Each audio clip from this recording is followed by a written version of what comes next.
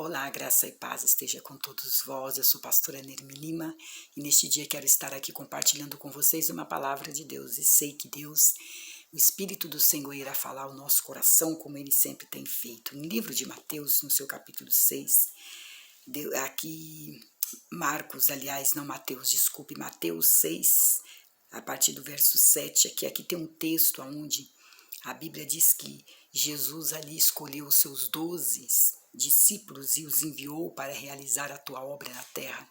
Ele disse para os seus discípulos que ele não iria ficar para sempre aqui, ele iria subir para o Pai, mas ele estava preparando os seus discípulos para que aqui prosseguissem o ministério da pregação da palavra, para salvar as almas, para que o mundo pudesse conhecer o Evangelho através daqueles que ele chamou, que ele comissionou, que ele separou para anunciar o Evangelho.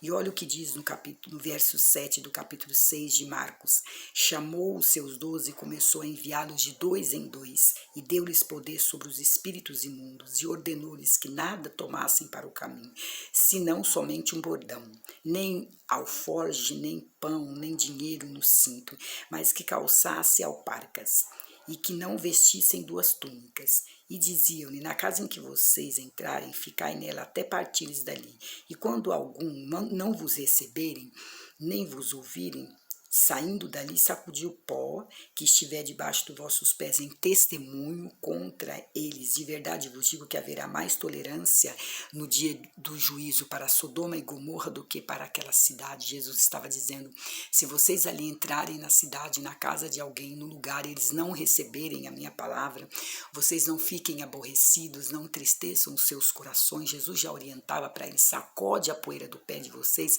e vão para outra cidade, prossigam o ministério, prossiga a pregar a minha palavra, não desista por causa daquela situação, porque alguns não receberam a minha palavra. Ele disse que haveria menos tolerância para este lugar do que para a cidade de Sodoma e Gomorra. E olha que Sodoma e Gomorra foi a cidade que foi destruída por causa do pecado. A Bíblia diz que tamanho era o pecado em Sodoma e Gomorra que até quando Ló foi visitado pelos anjos, os homens daquela cidade queriam tomar os anjos como marido, queriam tomar os homens para si, para terem relações sexuais com eles. A história ela narra sobre isso, e tamanha foi a fúria de Deus contra aquela situação que Sodoma e Gomorra foi destruída pelo seu pecado. Deus tirou Ló e a sua família daquela cidade, e ali enviou o anjo, e aquela cidade foi destruída. Jesus dizia que haveria menos rigor para Sodoma e Gomorra do que para aquela cidade que não ouvisse a voz do Senhor Jesus através dos seus discípulos. E saindo ali, eles pregaram que se arrependessem e expulsavam muitos demônios, aqui no 13 está falando, e ungiam muitos enfermos com óleo, e os enfermos eram curados. Então, eles começaram a realizar a obra do Senhor, a obra de Deus. E eu quero falar para você neste dia que a Bíblia diz que Deus nos escolheu, nos nomeou para que nós fôssemos e dássemos frutos. São esses os frutos que Jesus está falando. O fruto que Jesus está falando é ir pelo mundo, pregar o Evangelho a toda criatura. A Bíblia diz: quem for batizado, quem crer e for batizado será salvo, mas os que não crerem será condenado. Ele confirma através dessa palavra que nós acabamos de ler, que ele diz que haverá menos rigor para a cidade de Sodoma e Gomorra no dia do juízo do que para aqueles que ouvem a palavra de Deus, não dão crédito, né?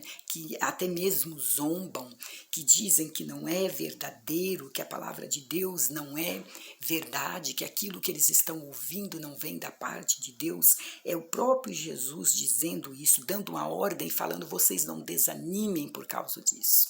Continue a ministrar, continue a pregar, não olhe para as circunstâncias, para a perseguição, para aquilo que vocês vão enfrentar, porque nós sabemos que muitas vezes nós queremos desistir, né?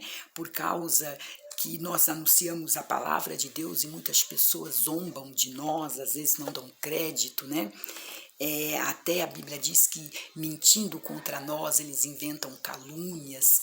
Jesus também deixou escrito isso, que nós devemos nos alegrar e nos exultar quando alguém vier falar todo mal contra vós, mentindo, falarem contra a nossa vida. Ele diz que o nosso galardão é grande, porque nós estamos fazendo a tua obra, estamos sendo perseguidos pela tua obra, por causa da tua palavra, não porque estamos andando erroneamente, mas sim porque estamos anunciando a tua palavra. E como perseguiram a Jesus, a nós também, eles vão também perseguir. E aqui eu anotei, uma coisa que eu quero ler, né, que diz: a vida é um contrato de risco. Quando nós aceitamos este convite de Jesus de anunciar a tua palavra, quando nós somos constrangidos pela palavra de Deus, a anunciar a ela, a curar os enfermos no nome dele, como os discípulos aqui fizeram, com certeza nós estaremos assinando um contrato de risco.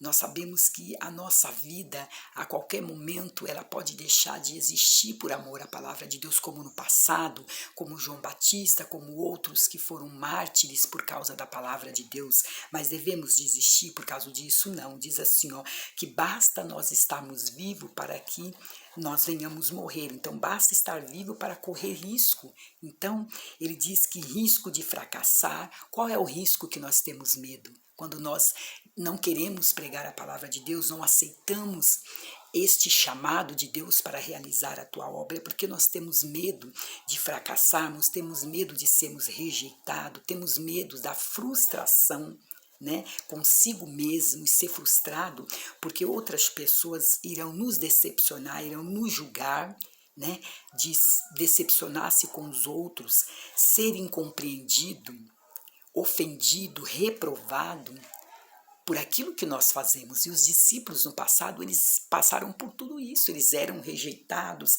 eles se decepcionavam com outras pessoas, eles muitas vezes não eram honrados por aquilo que eles faziam, eram ofendidos, incompreendidos e também reprovados por aqueles que não aceitavam a palavra de Deus, e muitos deles até chegaram a adoecer, e nós temos medo também muitas vezes disso, nós receamos, né, quando nós assinamos esse contrato de risco de servir ao Senhor Jesus. A partir do momento que dissemos sim ao Senhor, já estamos assinando esse contrato de risco, mas quem nos garante a vitória é Jesus Cristo, não é o homem, né?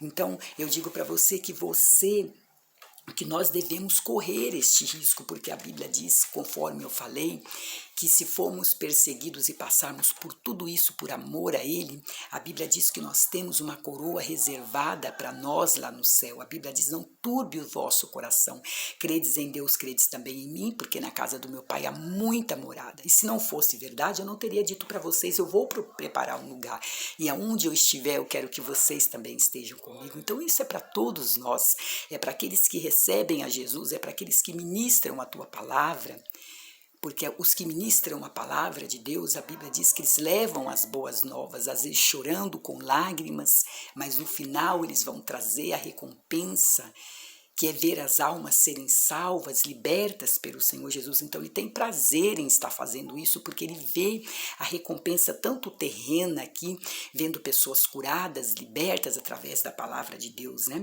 Então, aqui está dizendo que nós devemos correr este risco, né? Mas ele diz irresponsáveis, mas também não devemos temer e andar por terrenos desconhecidos, respirar ares nunca antes aspirados. Então, eu escrevi aqui, mas também nós não devemos temer, nós devemos andar, mesmo andando em terrenos desconhecidos, e respirando ares nunca antes aspirados. Então nós vamos ter experiências com Deus que talvez em sã consciência, sem fé, sem certeza de que Deus está conosco, a gente não iria tomar esta responsabilidade, correr esse risco, mas por causa da palavra de Deus, da confiança em que nós temos nele, nós aceitamos o desafio de viver a vida em que Jesus nos chamou para pregar a sua palavra. É como uma grande aventura. Amém? Porque aqueles que ficarem dentro de um casulo, tendo medo dos acidentes da vida que ele vai enfrentar como servo de Deus, isso serve para aquele que serve ou para aquele que ministra, aquele que leva a palavra de Deus.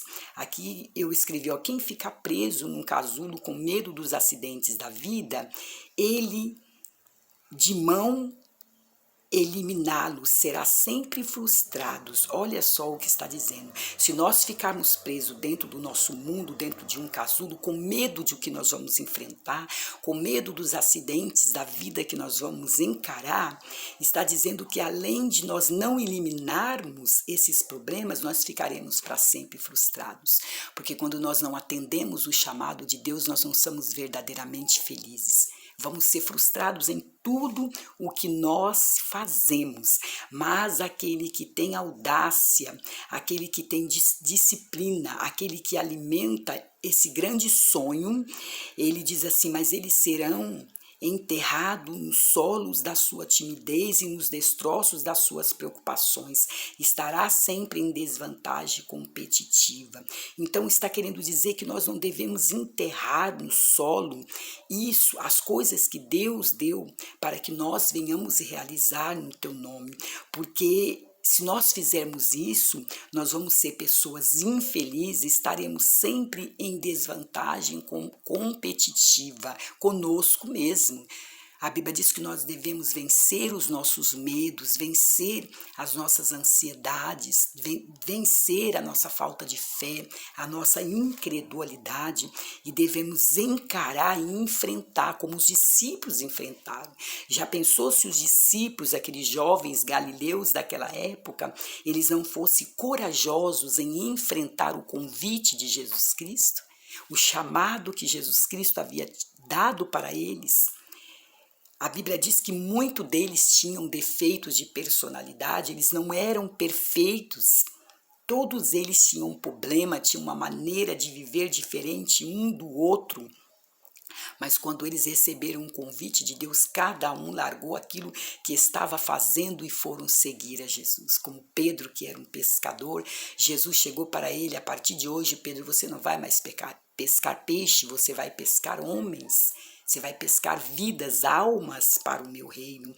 E a Bíblia diz que Pedro então abandonou a pesca e veio e atendeu o convite de Jesus para ser um pescador de homem. E Jesus está falando conosco neste dia, que Ele está chamando você para ser um pescador de homem. Está chamando você aí do outro lado para receber a Ele como Salvador, para ser um discípulo teu. Talvez você diga, pastora, eu não tenho dom de sair pelo mundo pregando o evangelho, para ser um pastor, para ser um evangelista, mas com certeza você tem um chamado na casa do Senhor, talvez para oração, talvez para você estar mantendo a obra de Deus, para ajudar de alguma forma dentro da casa do Senhor. Nenhum de nós foi chamado para não fazer nada, todos nós fomos chamados para fazer algo para o Senhor, para realizar algo na tua obra. E se nós ficarmos deixando com que o medo domine a nossa vida e não venhamos ser e não vamos ser audaciosos, com certeza nós não vamos ser reconhecidos por Deus como discípulos. Amém? A Bíblia diz que de nós mesmos nós não podemos fazer coisa alguma. Tudo que nós fazemos vem do Senhor. A graça, a sabedoria, o entendimento. Só fazemos algo, só fazemos o que nós fazemos porque vem de Deus. Para nós, Ele nos capacita. Ele é aquele que capacita o homem para realizar a tua obra. Então, eu quero dizer para você, não fique com o seu sonho guardado. Se Deus colocou no teu coração um sonho de pregar a palavra, de realizar a obra dele de alguma maneira, não enterre esse sonho, mas coloque esse sonho para fora. Creia que Jesus vai ser contigo como foi com os seus discípulos. E não é a sua personalidade, não é aquilo, a forma em que você acha, eu acho que eu não vou conseguir, não vou ser usado por Deus porque eu tenho um defeito, porque eu tenho aí algo físico que me atrapalha de realizar a obra, então eu acho que para mim isso não vai dar certo. Eu quero dizer para você que Deus não está olhando para o seu defeito, não está olhando para o seu defeito físico que talvez você possa ter, que você ache que você, por causa desse defeito físico, você não consegue realizar a obra de Deus.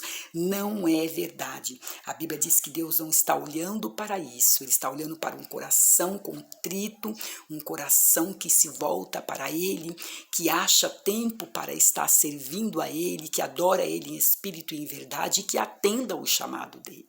A partir do momento que você diz sim para o Senhor, Deus, ele vai transformar a sua vida, ele vai te capacitar e vai fazer com que você seja uma bênção nas mãos dele. Cada um tem a sua forma de falar, de pregar, e não se importe com as críticas, porque elas vieram para Jesus e virá para os seus discípulos.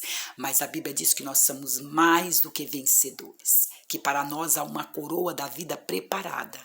A Bíblia diz: o que perseverar até o fim, ele vai ser salvo, ele vai alcançar a coroa da vida. Então, é esta palavra que Deus colocou no meu coração neste dia para estar falando para você. Não desista, você é bênção. Você foi escolhido por Deus para fazer tudo aquilo que agrada ao coração de Deus. Seja ele, talvez você fale, mas é tão pequeno que eu sei fazer para Deus, não tem isso. Tudo que você faz para Deus é grande. Então, que Deus abençoe a tua vida nesse dia, a tua família, e que te fortaleça para prosseguir no nome do Senhor Jesus. Tchau, tchau. Deus abençoe.